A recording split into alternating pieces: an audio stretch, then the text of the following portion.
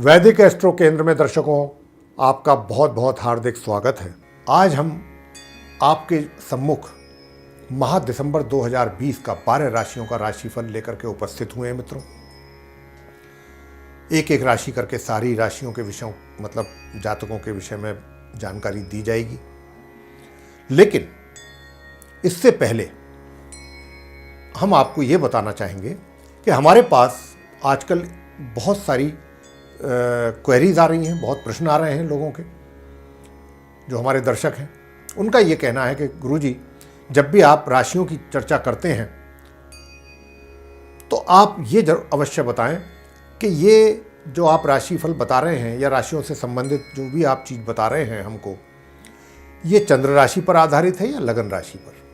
देखिएगा, ये हम आपको बहुत स्पष्ट रूप से कहना चाहते हैं, हमारा जो भी कार्यक्रम होता है राशियों को लेकर के, जहां पर राशि की बात हो गई, वो सिर्फ और सिर्फ लगन राशि पर आधारित होता है। अब आपको ये भी समझा दें, जिन हमारे मित्रों को नहीं पता कि लगन राशि क्या है। देखिए, जो आपकी कुंडली है, जो आपका टेवा है, जो आपकी जन्म पत्रिका है, उसमें जो प्रथम भाव है, फर्स्ट हाउस, वहाँ पर जो राशि लिखी हुई है 5, 4, 6, 8, 9, जो भी नंबर लिखा हुआ है, तो जो नंबर हो गया वही राशि है। यानी कि अगर वहाँ 5 लिखा है, 5 लिखा है, तो समझिए कि 5 नंबर पे सिंह राशि होती है, तो वो सिंह राशि हो गई, तो आपका सिंह लगन हो गया।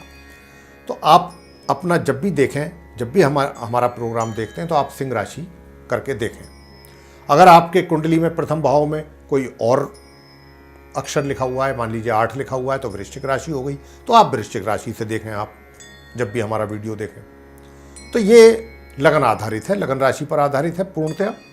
तो आइए अब हम आपसे चर्चा करते हैं राशिफल के विषय में। लेकिन राशिफल से पहले आपको ग्रहों की स्थिति के बारे में बता दें कि इस अवधि में जो ग्रह हैं उनकी गोचर में, आसमान में क्या स्थिति रहेगी, कौन ग्रह किस राशि में रहेंगे, कब तक रहेंगे, कब तक नहीं रहेंगे, कब वो वक्री होंगे, कब उल्टी चाल चलेंगे, कब वो सीधी चाल डायरेक्ट होंगे, सीधी चाल चलेंगे, कब वो अस्त होंगे, कब उदय होंगे, इस प्रकार की जानकारी आपको दे देते हैं।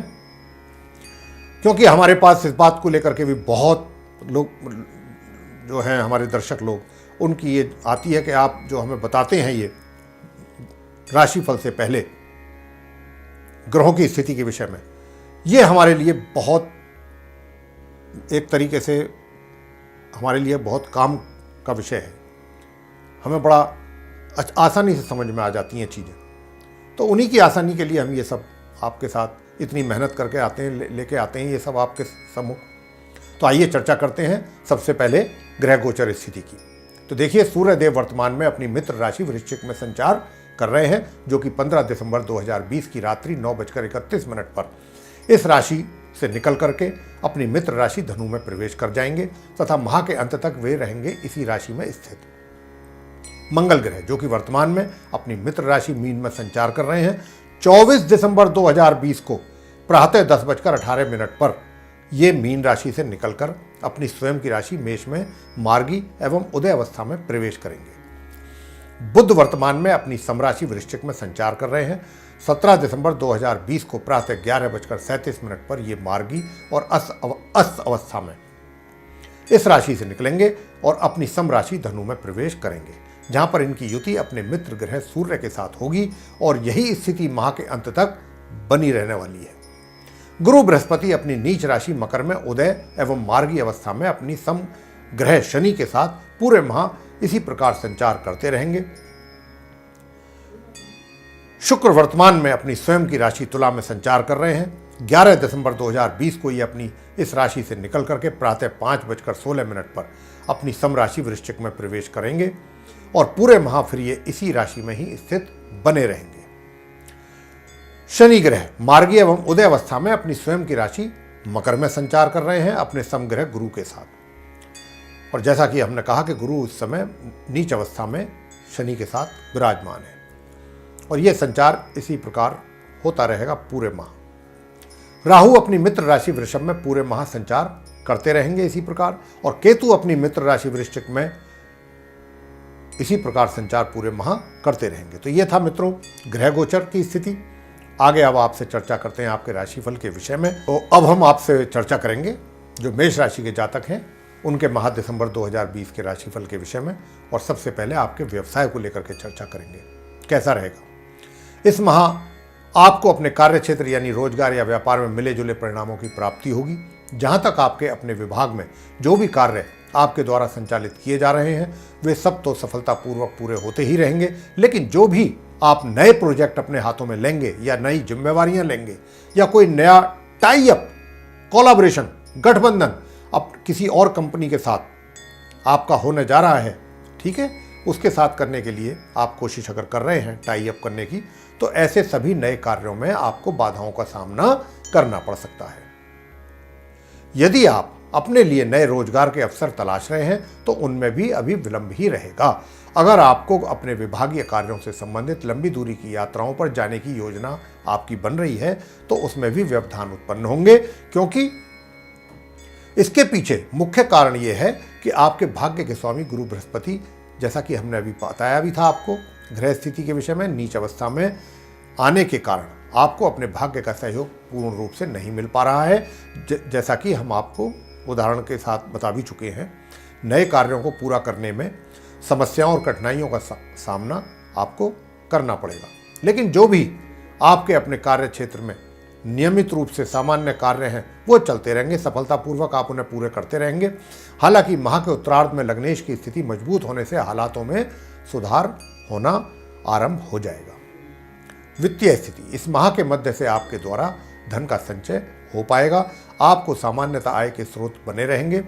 कहीं से आपका अपना रुका धन भी आपको प्राप्त हो सकता है। सुख साधनों का लाभ आप प्राप्त करते रहेंगे। पूरे माह धन को लेकर यह माह सामान्य से ऊपर रहेगा। प्रेम संबंध, इस माह आपके ग्रहों के द्वारा प्रेम संबंधों को लेकर सहयोग नहीं मिल पाएगा। तो अगर आप इस दिशा में प्रयास करते हैं तो उनमें आपको सफलता प्राप्त नहीं होगी। विवाहित व्यक्तियों को माह के मध्य तक संबंधों में प्रगाढ़ता आएगी तथा माह मध्य के उत्तरार्ध तक, माह मध्य से लेके माह के उत्तरार्ध तक सामान्य संबंध बने रहेंगे। माह के अंत में कुछ समस्याएं बन सकती हैं। पारिवारिक संबंध, पारिवारिक संबंधों में कुछ उतार चढ़ाव दोनों प्रकार की ऐसी स्थिति बन सकती है इस अवधि में। हालांकि छोटे भाई बहनों का तो सहयोग आपको प्राप्त होगा। पिता के साथ संबंधों में थोड़ा सा तनाव रह सकता है। शिक्षा, माह के मध्य तक छात्रों की शिक्षा बाधित होगी या शिक्षा संबंधित परिणामों में रहेगी कमी, लेकिन माह के मध्य से अंत तक शिक्षा में प्रगति आपको होती दिखाई देगी तथा परिणाम भी आपके अनुकूल ही प्राप्त आपको होंगे। संतान, माता पिता को अपनी संतान को लेकर मन में कुछ परेशानियां बनी रहेंगी, लेकिन माह के मध्य से इन परेशानियों का अंत होना आरंभ होगा तथा संतान सुख में भी आपके वृद्धि होगी। इस अवधि में संतान के द्वारा कुछ ऐसे कार्य किए जाएंगे जो कि काफी प्रशंसनीय होंगे। स्वास्थ्य, माह के उत्तरार्ध तक स्वास्थ्य की ओर से ज्यादा कुछ परेशानी हो सकती है। माह के उत्तरार्ध से अंत तक उसमें कुछ कमी दिखाई देगी। आंख, दांत और मांसपेशियों से संबंधित रोग आपको परेशान कर सकते हैं। गुरु, अब उपाय कौन से करें? देखिए, अगर आप चाहते हैं कि जितनी समस्याएं जो जहां जहां जिनका अभी अभी आपके राशिफल में जिक्र हुआ है, अगर उनमें कुछ कमी चाहते हैं देखना तो उपाय आप कर सकते हैं। उपाय हम आपको बता देते हैं। गुरुवार के दिन किसी भी धार्मिक स्थल पर धार्मिक पुस्तकें आपने दान करनी है तथा शिव सहस्त्र नाम का पाठ नियमित रूप से करना है पूरे माह। अमावस्या के दिन ब्राह्मण को सफेद मिठाई या फिर खीर, फल आदि दक्षिणा के साथ दान करें और ब्राह्मण को घर पर बुलाकर अगर भोजन कराते हैं तो और भी अच्छा, और उसको वस्त्र आदि अपनी श्रद्धा अनुसार और दक्षिणा कुछ दान करें और उनसे आशीर्वाद प्राप्त करें। केले के वृक्ष की पूजा करनी है आपने गुरुवार के दिन। हल्दी, गुड़, चने की दाल, पीले पुष्प, जल, इनसे और धूप दीप, और वहीं पर बैठकर 108 बार गुरु के मंत्रों का आप करें जाप। ओम ब्रह्म बृहस्पतये नमः, ये है मंत्र। वहीं बैठ करके 108 बार केले के सामने वृक्ष के करें। करिए आप ये उपाय, तो जो आपको हमने अभी जिन परेशानियों की बात की है, चर्चा हुआ है जिस जिस क्षेत्र में, स्वतः ही कम हो जाएंगी या दूर हो जाएंगी। तो ये था आप मेष राशि के जातकों का माह दिसंबर 2020 का राशिफल। अब आगे हम चर्चा करेंगे जो वृषभ राशि के जातक हैं उनके दिसंबर 2020 के राशिफल के विषय में। अब अगर आपको ये राशिफल अच्छा लगा है तो आप लाइक कीजिए, शेयर कीजिए, चैनल को सब्सक्राइब करना ना भूलें। साथ ही जो बेल आइकन है उसको अवश्य दबाएं ताकि आने वाले दिनों में जो हमारे नए कार्यक्रमों के वीडियोज़ हैं वो भी आप तक आसानी से पहुंच सकें और आप उनका भी समय अनुसार लाभ प्राप्त कर सकें।